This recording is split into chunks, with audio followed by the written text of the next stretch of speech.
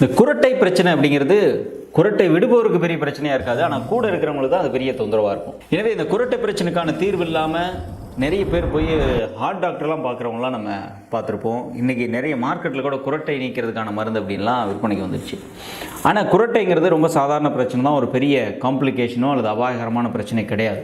எனவே அதுக்குள்ளே போய் டீப்பாக பேச வேண்டிய எந்த நிர்பந்தமும் இல்லை. நேரடியாக குரட்டை இருப்பவர்கள் இதை செய்தால் சரியாகும் அப்படிங்கிற ரெமெடிக்குள்ளே நம்ம போகலாம். இதற்கு தேவையான பொருட்கள் பார்த்திங்கன்னா, நம்ம வீட்டில் இருக்கக்கூடிய 2 சின்ன வெங்காயம் 2 பல் பூண்டு, ஒரு 4 மிளகு, வெள்ளை அல்லது கருப்பு மிளகு எதுவாக இருந்தாலும் சரி, ஒரு சிட்டிகை அளவிற்கு, ஒரு 5 கிராம் அளவிற்கு அதிமதுரை பொடி, தேவைக்கு ஏற்ப 1 அல்லது 2 ஸ்பூன் அளவு தேவைக்கு ஏற்ப பனங்கற்கண்டு, இதெல்லாம் வீட்டிலே இருக்கும், எடுத்துக்கொள்ளலாம். இதோடு கூட கல்யாண முருங்கை அல்லது முள் முருங்கைன்னு சொல்லுவோம், பொதுவாக வேலி செடியாக நம்ம பயன்படுத்துவோம் வீட்டில். ஸோ இந்த கல்யாண முருங்கை இலை ஒரு 2 அல்லது 3 எடுத்துக்கொள்ளுங்கள்.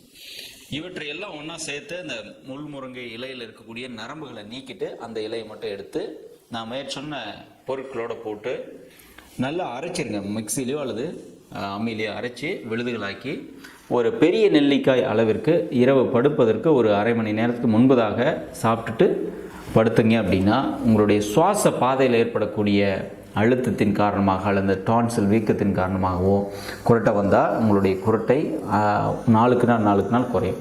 எவ்வளோ நாள் எடுத்துக்கலாம்னா, வாரத்தில் ஒரு 3 நாட்கள் தொடர்ந்து எடுத்துக்கலாம், 2-3 மாதங்கள் கூட எடுத்துக்கலாம். சில நபர்களுக்கு நான் இதை அட்வைஸ் பண்ணும் பொழுது, இன்றைக்கி நைட்டு சாப்பிட்டேன் அன்றைக்கே எனக்கு குரட்டை இல்லை அப்படின்னு சொன்னவங்களும் இருக்கிறாங்க. ஒரு வாரம் இருந்தது, ஒரு வாரத்துக்கு பிறகு எனக்கு சரியாயிடுச்சு அப்படின்னு சொன்னவங்களும் இருக்கிறாங்க. ஆனால் இந்த காம்பினேஷனில் எந்த சைடு எஃபெக்டும் எதுவும் கிடையாது.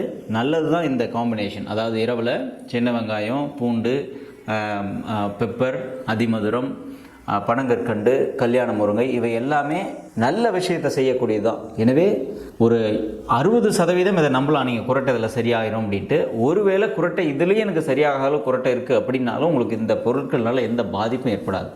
எனவே தைரியமாக இதை நீங்கள் செய்து பார்க்கலாம். செலவில்லாத ஒரு வீட்டு வைத்திய முறை.